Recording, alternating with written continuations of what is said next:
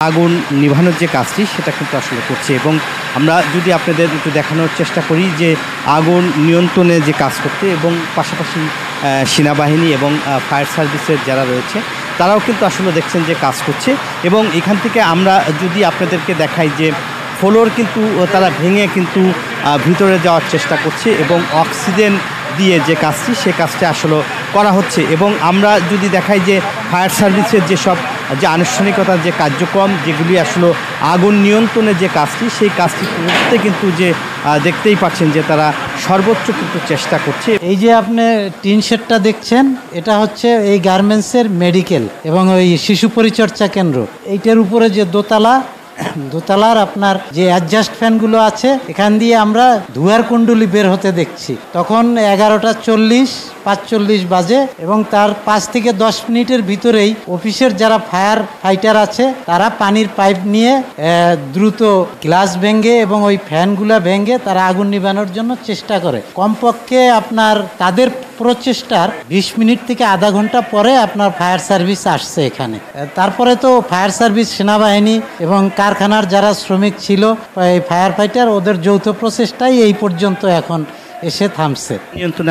না এখনো আমরা এখান দিয়ে ধোঁয়া দেখতে পাচ্ছি। আমি আরেকজনকে দেখছেন যে এই যে সেও কিন্তু শ্রমিক, তাকে কিন্তু বের করে নিয়ে আনা হচ্ছে এবং এই যে যদি একে একে আসলে শ্রমিকদেরকে নেওয়া হচ্ছে এবং দেখতেই পাচ্ছেন যে তাকে ধরে এই যে খালি গায়ে যে শ্রমিকটি রয়েছে তাকে কিন্তু সে এই কারখানায় কাজ করে এবং তাকে কিন্তু নিয়ে যাওয়া হচ্ছে এবং একে একে কিন্তু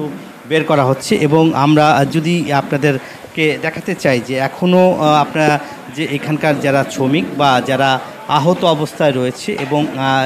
সেখানে আসলে যাওয়া যাচ্ছিল না এবং আপনারা শুনেছেন যে ঠিক 11:40 এবং 45 মিনিটেই আসলে আগুনটি লাগে এবং আগুন লাগার পরেই কিন্তু যে এখানকার যে যারা কারখানার যারা ফায়ার ফাইটার রয়েছিল তারাই কিন্তু প্রথমে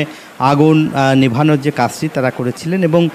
যখন তারা ব্যর্থ হয়েছে তারা ফায়ার সার্ভিসকে ফোন করা হয়েছে এবং একই সঙ্গে আপনারা জানেন যে ফায়ার সার্ভিসের যারা এসে কিন্তু বিভিন্ন ওয়াল ভেঙে কিন্তু আগুন নিভানোর যে কাজটি সেটা আসলে করছেন এবং এখন পর্যন্ত আমরা যতটুকু জেনেছি এখন পর্যন্ত আগুন নিয়ন্ত্রণে আনতে পারেনি এবং ফায়ার সার্ভিসের কর্মকর্তার সাথে কথা বলেছি, তারা বলছেন যে আগুন এখনও নিয়ন্ত্রণে আসেনি, তবে নিয়ন্ত্রণে আসলে আমরা সাংবাদিকদেরকে জানানো হবে এবং তারা ব্রিফিং করবেন। আগুন নিয়ন্ত্রণে আমাদের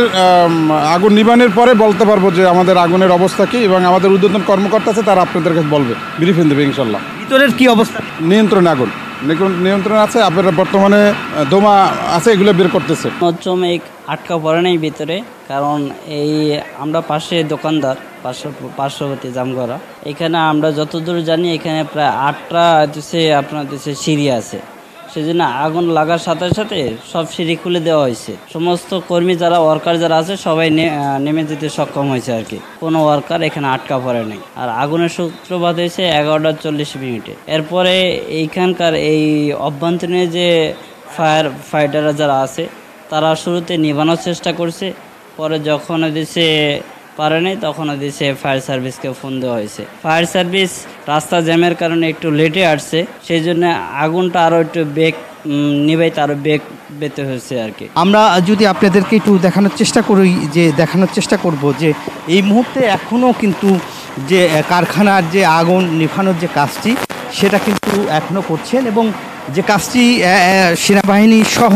ফায়ার সার্ভিসের যারা কর্মকর্তারা রয়েছেন তারা কিন্তু আগুন নিভানোর যে কাজটি সেটা কিন্তু করছেন এবং কোনো ধরনের এই সড়কটি কিন্তু আপনারা জানেন যে প্রায় 4 ঘন্টা ধরে বন্ধ রয়েছে, এখনও যে কোনো ধরনের যানবাহন চলতে দেওয়া হচ্ছে না এবং আপনাদের যদি এখনও দেখাই যে ধোঁয়াটি বাইরে রয়েছে এবং এখনও কিন্তু সেই ধোঁয়া আপনাদের দেখা যাচ্ছে যে ধোঁয়া মানে এখনও কিন্তু আগুনের যেই ধোঁয়া সেটা কিন্তু এখনও দেখা যাচ্ছে এবং এখনও যে পুরাপুরি আগুন নিয়ন্ত্রণে আসেনি সেটা কিন্তু ফায়ার সার্ভিসের তাদের কথাই আসলে বোঝা যাচ্ছে যে আগুন নিভানোর যে কাজটি সেটা আসলে করা হচ্ছে এবং আপনার এই দোতলা থেকেই আগুনের সূত্রপাত এবং আমরা যদি দেখাই যে 3 পাশ ধরেই কিন্তু আগুন নেভানোর চেষ্টা করছে, দীর্ঘ প্রায়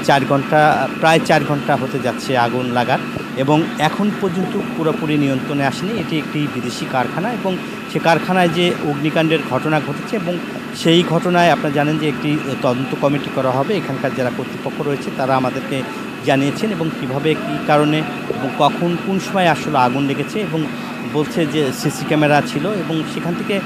আসলে পুঙ্খানুপুঙ্খভাবে আসলে তদন্ত করা হবে এবং তদন্ত করেই আসলে মূল ঘটনাটি আমাদেরকে জানানো হবে। এই ছিল আমার কাছে আগুন যেহেতু জামগড়া আশুলিয়া জামগড়ার একটি পোশাক কারখানা একটি আগুনের সর্বশেষ তথ্য।